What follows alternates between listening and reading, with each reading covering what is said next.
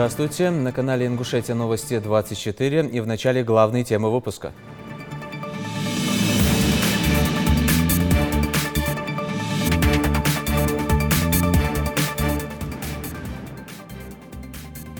Очистка территории и запуск новых обитателей. Тысячи особей рыб теперь будут обитать в пруду в Сурхахи.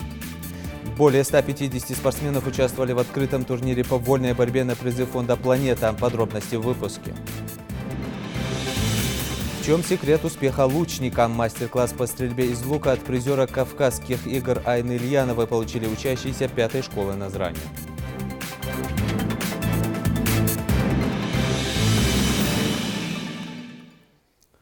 Тысяча зеркальных карпов и 10 тысяч амуров стали обитателями пруда в селении Сурхахи. Особи совсем еще мелких рыб были запущены после тщательной очистки водоема. В благородном деле приняли участие жители со всех уголков Ингушетии. Отдых на берегу и возможность порыбачить. После приведения в порядок эта территория превратится в местную достопримечательность и центром проведения досуга на уикенд. Репортаж Дианы Дударовой.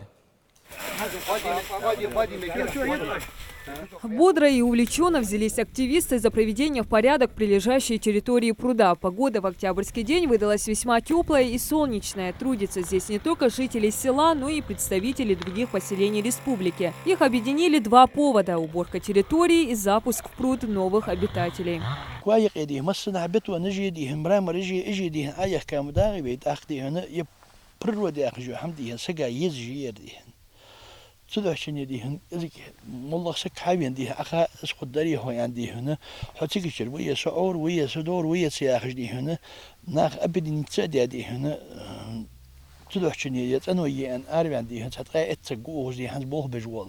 Инициатором акции стал клуб «Охотник и рыболов». Совместными усилиями участники собрали средства для реабилитации пруда. Некогда порыбачить и развеяться здесь собирались жители чуть ли не со всех уголков республики. Беслан Галаев не раз принимал участие в возрождении водоемов Ингушетии. Считает, что большинство человеческих болезней из-за стрессов, а такие места отдыха – отличная возможность забыть о проблемах повседневной жизни и привести мысли в порядок. Сам же всегда находит время для рыбалки. Признается, что хотя бы раз в неделю должен закинуть удочку.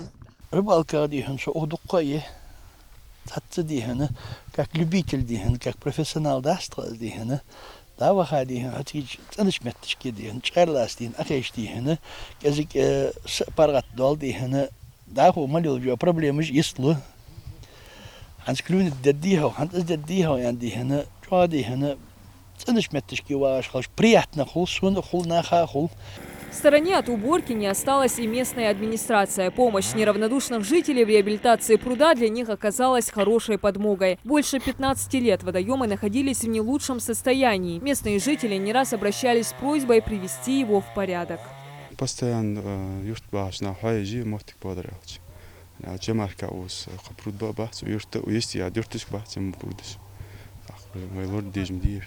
Водоем должны запустить тысячи рыб, и к этому здесь готовятся основательно. Сначала необходимо решить проблему загрязнения прибрежной зоны. Буквально за час мешки наполняются мусором. Его оставили после себя недобросовестные посетители. Участники акции надеются, вдохнув новую жизнь в заброшенный пруд, удастся достучаться до совести нарушителей.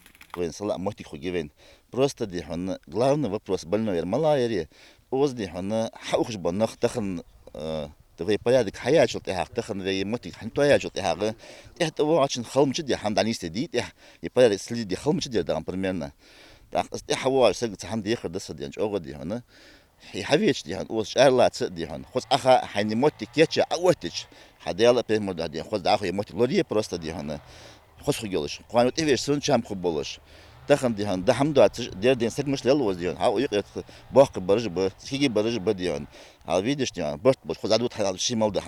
Но наряду с проблемой мусора покоя местным властям не дает незаконная рыбалка. Браконьерские снасти – распространенная практика некоторых рыбаков, которые порой забывают, что в погоне за большим уловом лишают водоемы будущего. К тому же пользование такими сетями предусматривает уголовное наказание. С просьбой не допустить плачевного исхода жители обращаются и к местному участковому. В общем, не теряют надежду, что посетители здесь будут видеть только с одной удочкой. Тем временем десятки мешков с мусором неравнодушными жителями уже собраны. А значит, к встрече с новыми обитателями водоемов готовы.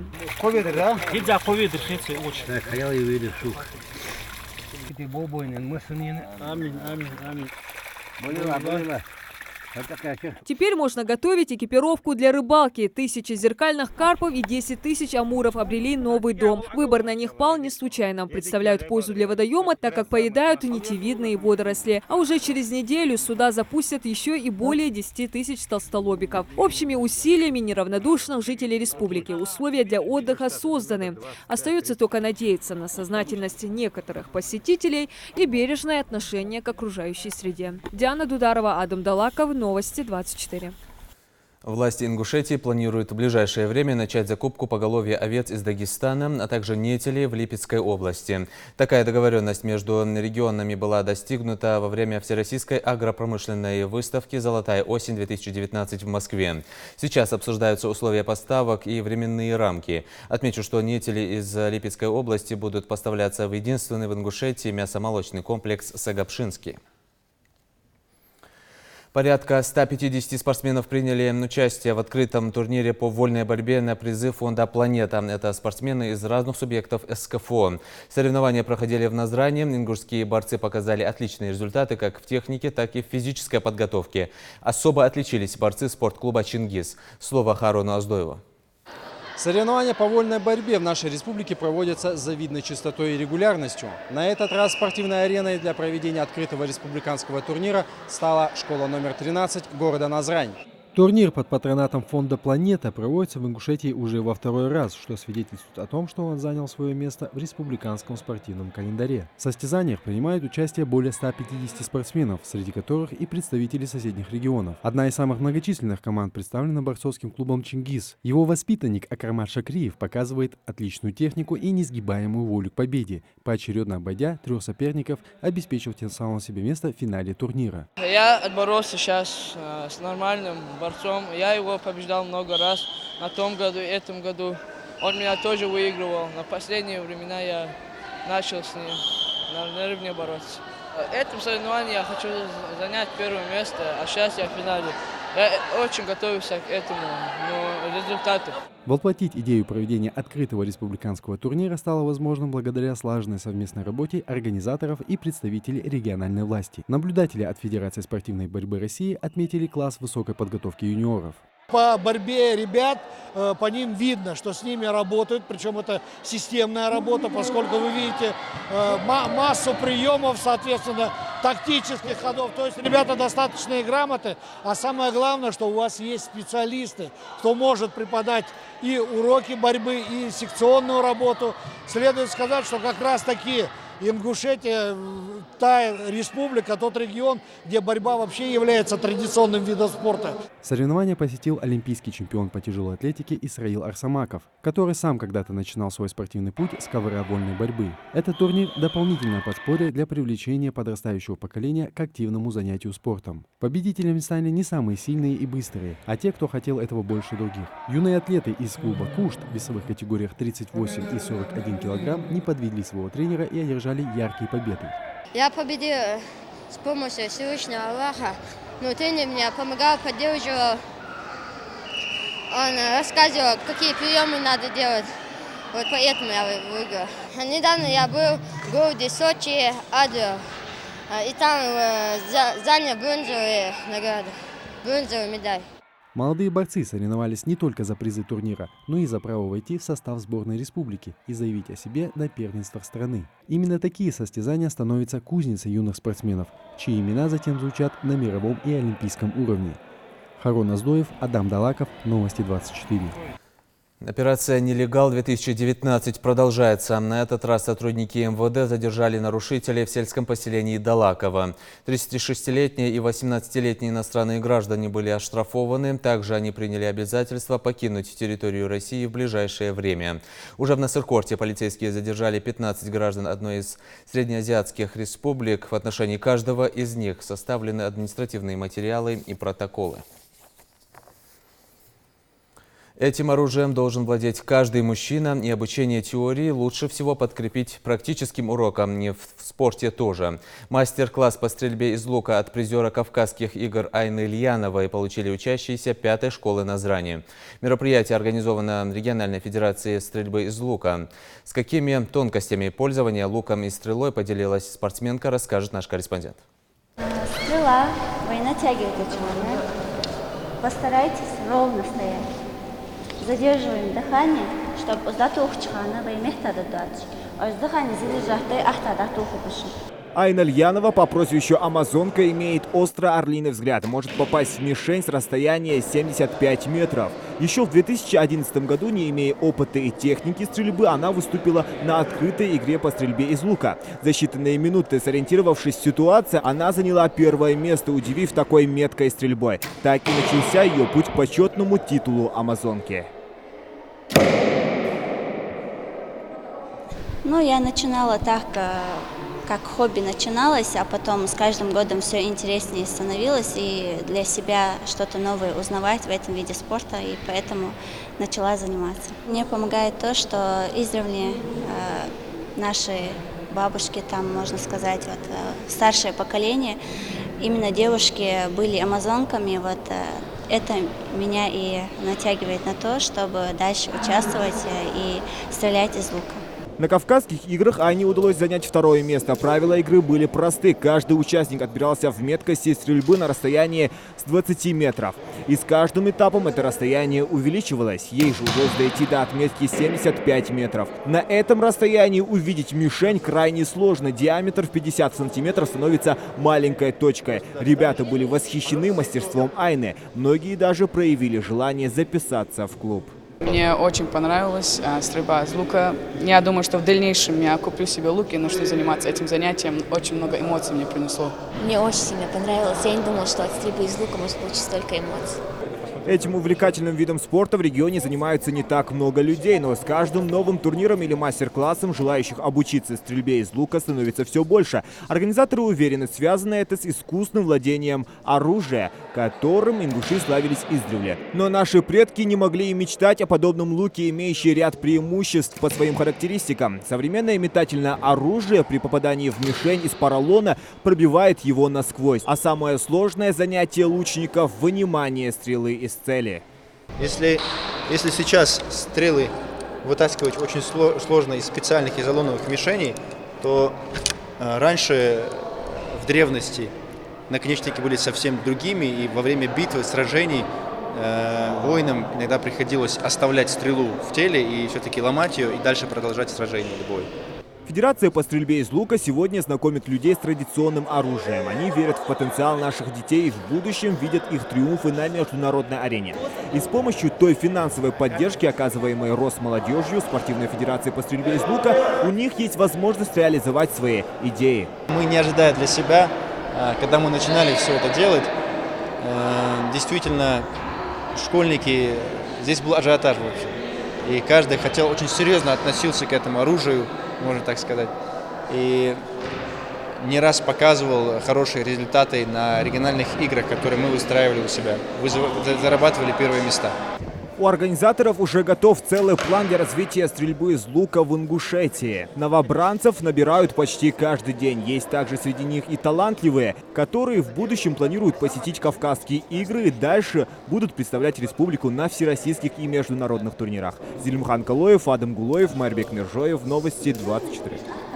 Ловкость рук, смекалка и желание изобретать. Уникальный автомобиль своими руками собрал житель Карабулака. Магомед Курсаев по образованию экономист, но по призванию конструктор. На сборку ретрода из отечественного газа и немецкой BMW ушло немало времени и сил, но результат превзошел все ожидания мастера. Рина Тичоева оценила.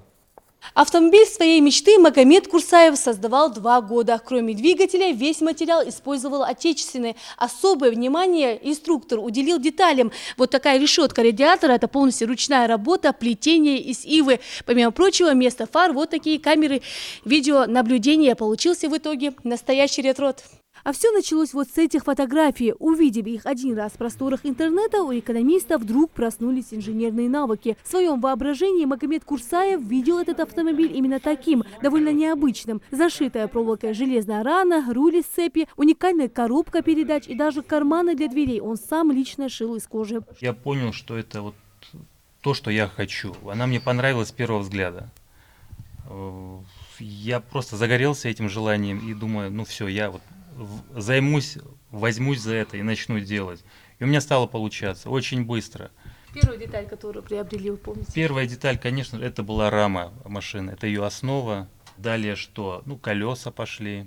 Потом уже был приобретен двигатель с трансмиссией.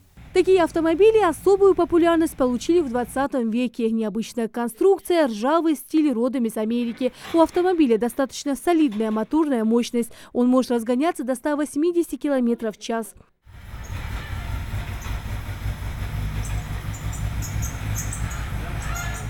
К увлечению Магомеда скептически отнеслись родные, а вот друзья поддержали. Из-за отсутствия технического образования возникали проблемы. Но инструктор-любитель советовался с профессионалами, много читал информации. Главное для него было собрать правильную основу. Двигатель BMW объемом 4 литра, V8. Почему BMW? Ну тут так получилось, что именно этот двигатель я приобрел.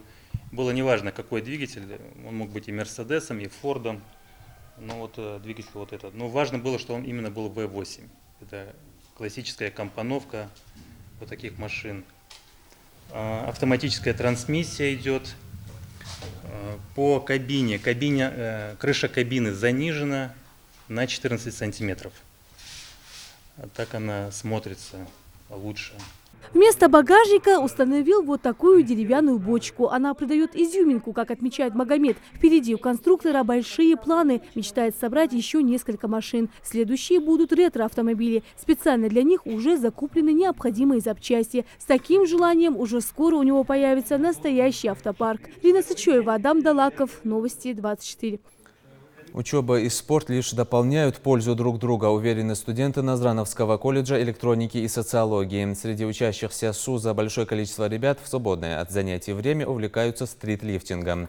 Любители уличного спорта устраивают даже спортивные состязания. На этот раз молодые стритлифтеры соревновались в подтягиваниях на турнике. А тех, кому важно и участие, и победа, Идрис Ижиев. Бытует мнение, чтобы стать хорошим спортсменом, нужно целиком и полностью посвятить себя спорту. Однако учащиеся Назрановского колледжа электроники и социологии с этим не согласны. Днем формулы по физике, а вечером отжимания на турнике и брусьях. Именно для таких ребят и придуман стритлифтинг. Вся прелесть этого вида спорта в том, что для занятий не нужно ничего, кроме желания. Ведь название стритлифтинг в прямом смысле обозначает уличное подтягивание. 90 градусов. Полностью выключение состава. Полностью выключение состава. Ахмед Амхадов такой же студент, как и остальные. Однако помимо успеха в изучении электроники, он может похвастаться еще и титулом мастера спорта по стритлифтингу. Любовь к спорту у него родилась еще в раннем детстве. Но помимо физических нагрузок, ему давались и точные науки. Решение пришло еще в школе. Нужно совместить спорт и учебу. Я участвовал на отборочном турнире у нас, СКФО, занял первое место. Там на турнире я участвовал в номинации «Силовое двоеборье», также подтягивание с весом 24 килограмма, многоповторка, и отжимание на брусе с весом 48 килограмм. Ну, задача была выполнить мастер спорта международного класса. К сожалению, я не смог его выполнить, не хватило 2,5 килограмма.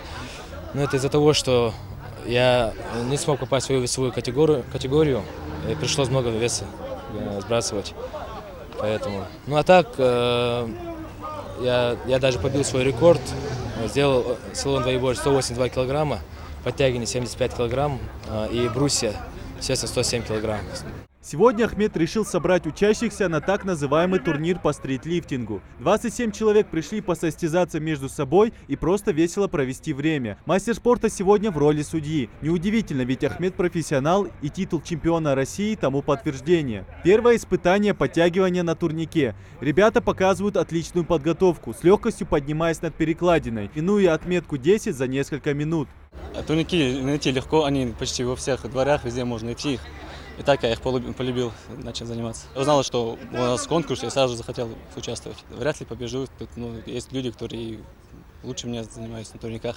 Участники идут плюс-минус наравне. Тем и ценнее победа. После последнего подтягивания, отдышавшись, участники переходят к отжиманиям на брусьях. Дополнительная сложность в том, что руки уже устали, а мышцы забиты. Однако ребят сложности только мотивируют. Такой импровизационный турнир помогает ребятам посоревноваться в рамках здоровой конкуренции. Спустя несколько сотен повторений турнир потихоньку близится к концу. Победителей наградят грамотами, а почет среди сверстников призерам обеспечен на долгое время. Идрис Ижиев, Адам Далаков, Новости 24.